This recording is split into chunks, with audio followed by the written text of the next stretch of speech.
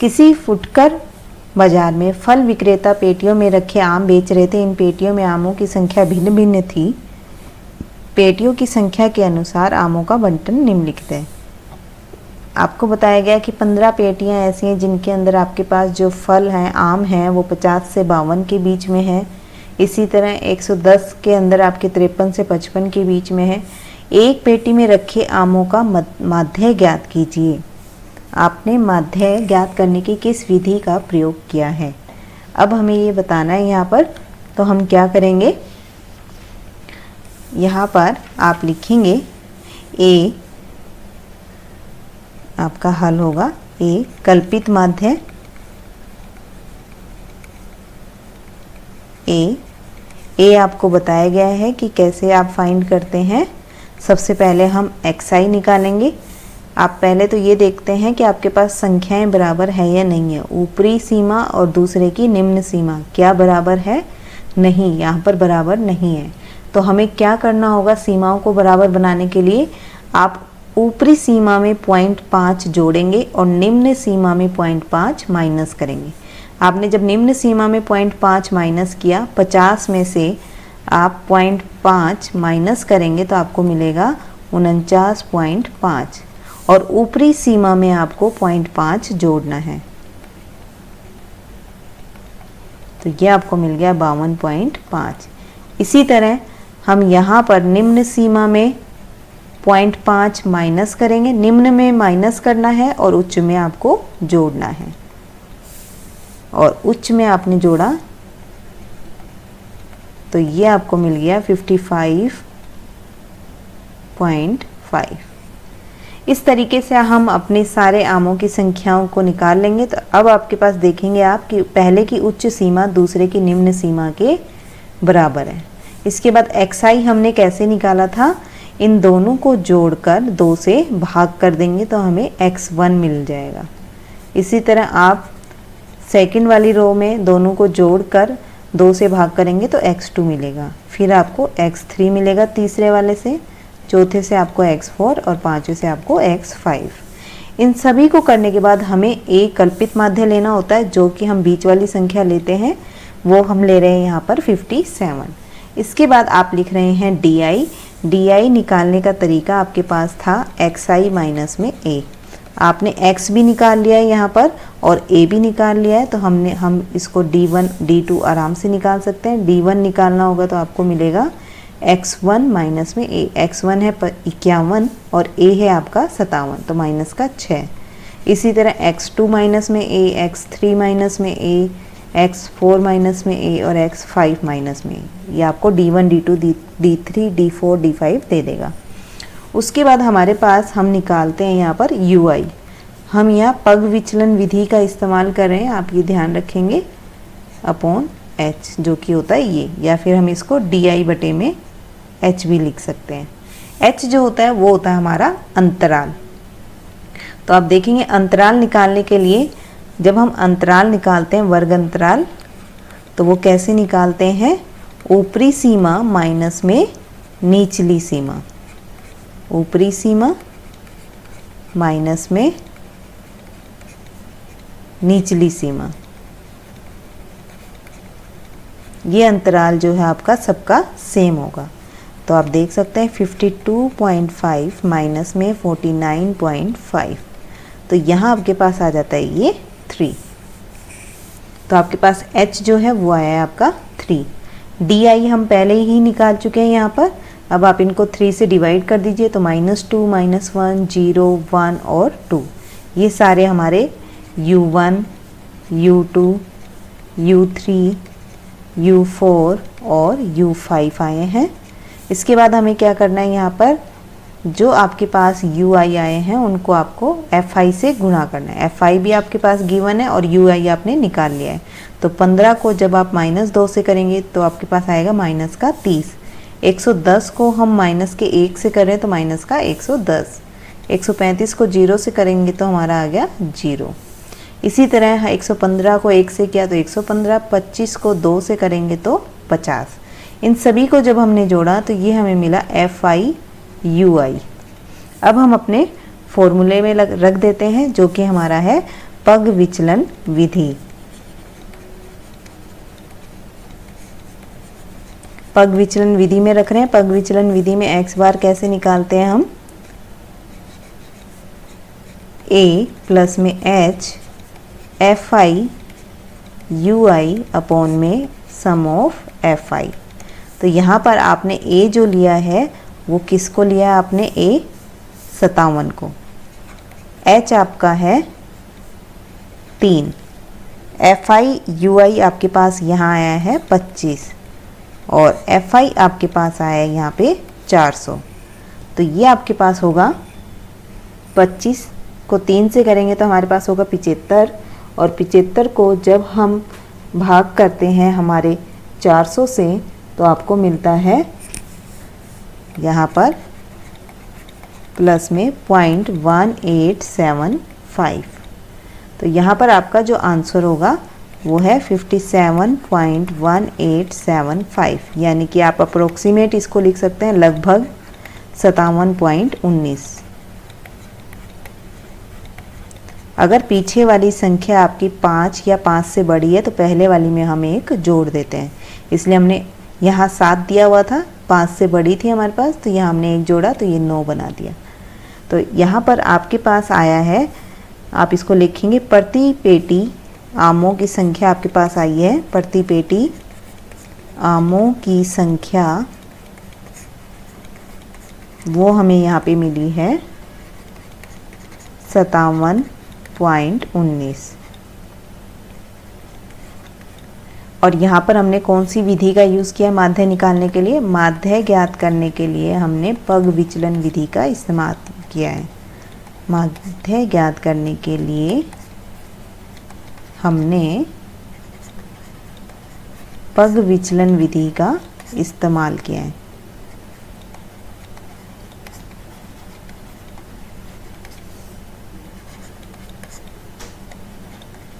चयन किया है, प्रयोग किया है, इस्तेमाल किया है। नेक्स्ट है आपके पास क्वेश्चन नंबर 6, जिसमें आपको बोला गया है निम्नलिखित सारणी में किसी मोहल्ले के 25 परिवारों में भोजन पर हुए दैनिक व्यय को दर्शाती है।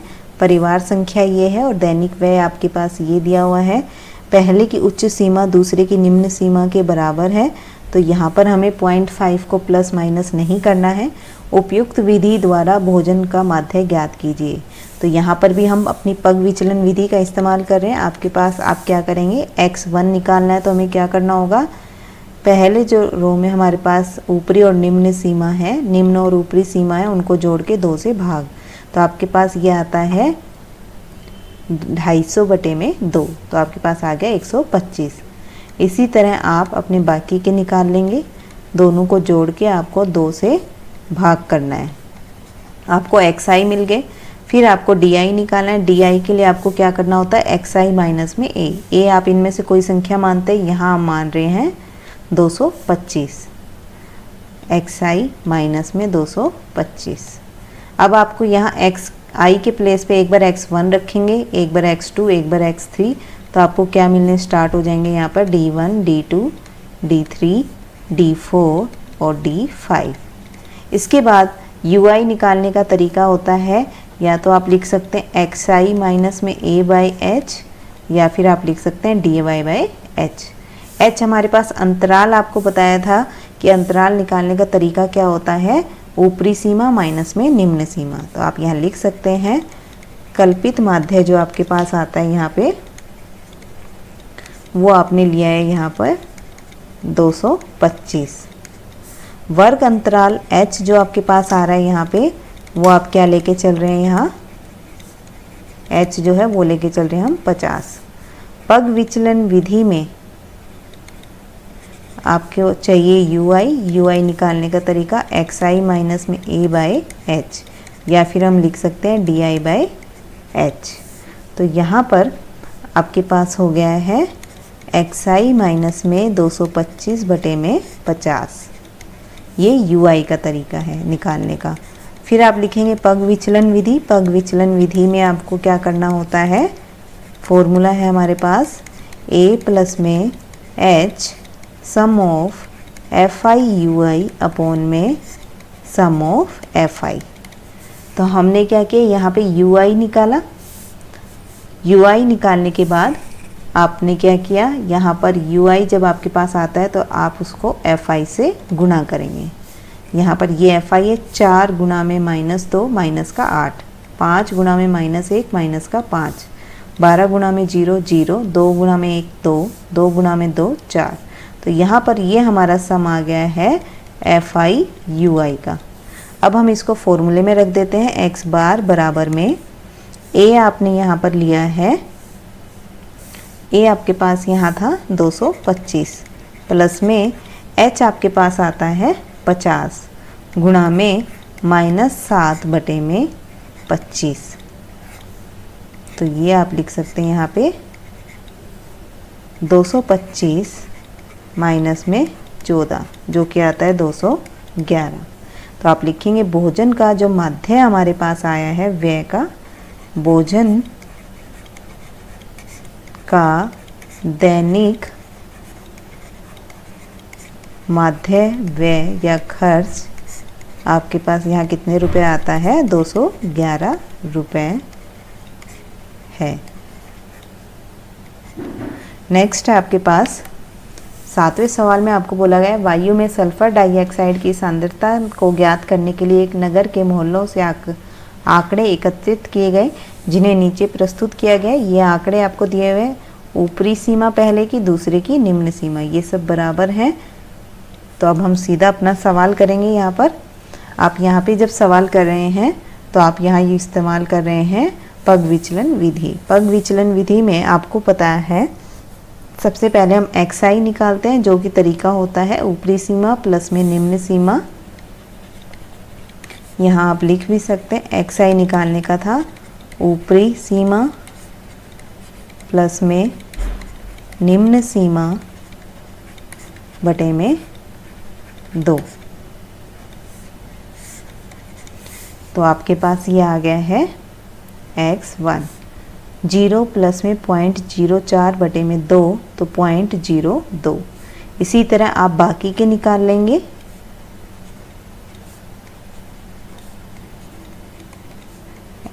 तक फिर आप यहाँ पर अज्यूम मीन मानेंगे। यहाँ पर हमने अज्यूम मीन माना है 0.14 को। कल्पित माध्य आपके पास आप मान रहे हैं a बराबर 0.14। इसके बाद आपको यहाँ पे h चाहिए। h आपके पास है यहाँ पर वर्ग अंतराल जो आपका आ रहा है। आपको बताया था वर्ग अंतराल निकालने का तरीका होता है ऊपरी सीमा माइनस में निम्न सीमा। तो यहाँ पर हमारे पास ये आ जाता है 0.04 माइनस में 0.00।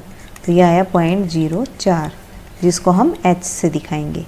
इसके बाद हमें h भी मिल गया है।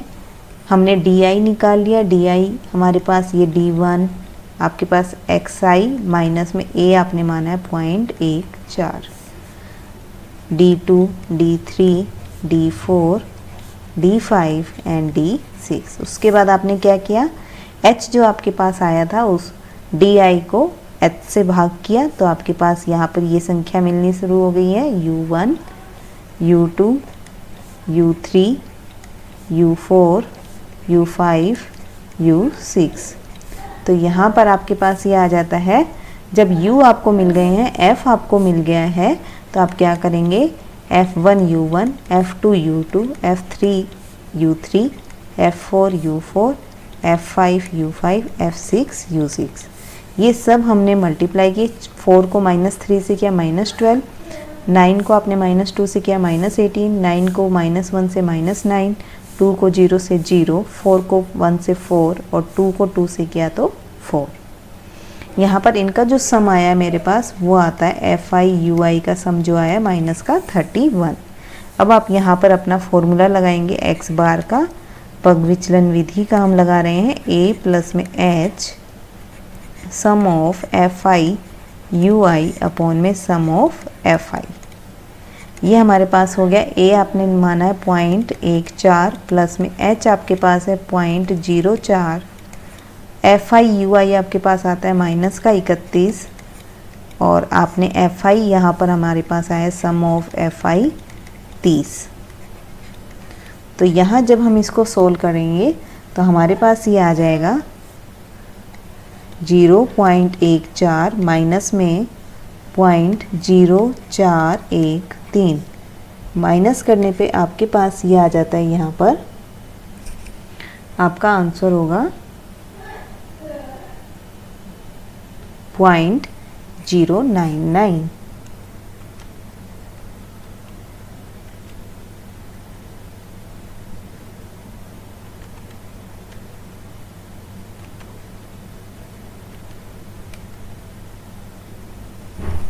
ये आपके पास आ जाता है 0.0987 या फिर हम लिख सकते हैं 0.09। आप देखेंगे यहाँ 8 है और यहाँ 7, ये हो गया आपका 9। तो अप्रोक्सीमेट आपके पास ये वैल्यू आ जाती है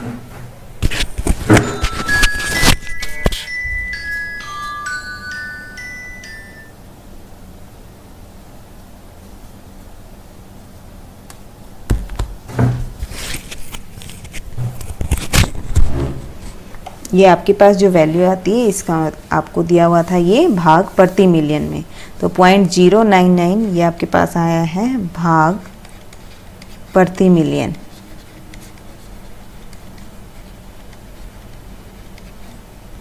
नेक्स्ट है आपके पास, किसी कक्षा अध्यापिका ने पूरे सत्र के लिए अपनी कक्षा के 40 विद्यार्थियों की अनुपस्थिति निम्नलिखित रूप में रिकॉर्ड की। एक विद्यार्थी जितने दिन अनुपस्थित रहा उनका माध्य ज्ञात कीजिए। ये टेबल आपको दी हुई है, यहाँ पर आपको बता दिया है कि जो आपके पास दिनों की संख्या है 0 से 6 के बीच में आपके पास जो है 6 दिन अगर हम लेते हैं तो विद्यार्थियों की अनुपस्थित रहने कितना है हमारे पास 11, कितने विद्यार्थी अनुपस्थित रहे।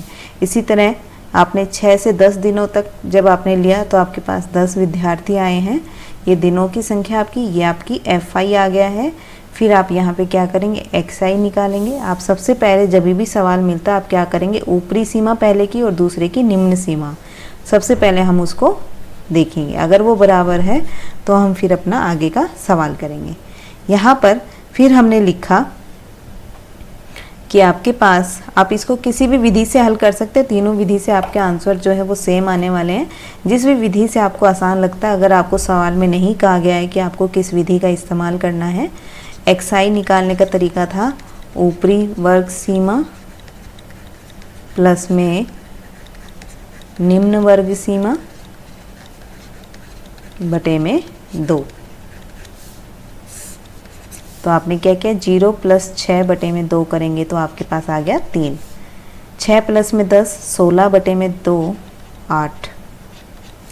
14 10 + में 14 24 बटे में 2 यानी कि 12। इस तरीके से आपने अपने ये सारे XIs को फाइंड कर लिया है। फिर आप यहाँ पर DI निकालेंगे। DI निकालने का तरीका था हमारा XI माइनस में A। तो A हम यहाँ पे मान के चल रहे हैं 17 को, तो हम लिखेंगे XI माइनस में 17। तो X1 भी आपके पास है, जैसे ही आप I की जगह 1 रखेंगे तो D1 मिलेगा आपको। तो आप लिखेंगे 3 माइनस में 17 जो कि होता है माइनस में 14। इसी तरह आप 8 रखेंगे, फिर 12 रखेंगे और आप इन संख्याओं को रखेंगे तो आपको DIs मिलना शुरू हो जाएंगे। फिर आप FI को DI से मल्टीप्लाई करेंगे। FI आपके पास है 11 और D1 है आपके पास F1 11 और D1 माइनस का 14। तो आप गुणा करने पे आपको ये संख्या मिलती है, 1 माइनस का 154। इसी तरह आप सबको मल्टीप्लाई कर लेंगे तो आपके पास लास्ट में जो इनका सम आया हुआ है माइनस का 181। तो यहाँ पर हम अपना फॉर्मूला लिख देते हैं माध्य ज्ञात करने का। ये हमारी कल्पित विधि का हम यूज़ कर रहे हैं। तो सम ऑफ FI DI अपॉन में सम ऑफ FI। आपके पास यहाँ माध्य आपने कल्पित माध्य आपने लिया है 17। FI DI आया आपके पास माइनस का 181 बटे में 40। तो जब आप इसको करते हैं तो ये आपके पास आता है 17 माइनस में 4.525। ये हम लिख सकते हैं यहाँ पे माइनस करने के बाद 12.475 दिन। ये आपका माध्य आ जाता है। नेक्स्ट आपके पास है 35 नगरों की साक्षरता दर प्रतिशत में ये दिखाई हुई है हमें, और माध्य साक्षरता दर हमें निकालनी है। आप देखेंगे कि पहले की जो उच्च सीमा आपके पास आई हुई है वो दूसरे की निम्न सीमा है। तो हम सीधा अपना सवाल यहाँ कर सकते हैं। हल आपके पास है, आप लिखेंगे यहाँ, आपके पास सबसे पहले आप xi का फॉर्मूला लिख देंगे, ऊपरी वर्ग सीमा प्लस में निम्न वर्ग सीमा, लोअर क्लास इंटरवल प्लस में लोअर क्लास लिमिट अब प्लस में अपर क्लास लिमिट y में 2। ये आपके पास हो जाता है। अगर आप x1 लेते हैं तो 45 प्लस में 55 बटे में 2, ये आपको मिलता है 100 बटे में 2 यानी कि 50। इसी तरह हम इन सभी से x1, x2, x3 ये निकाल सकते हैं।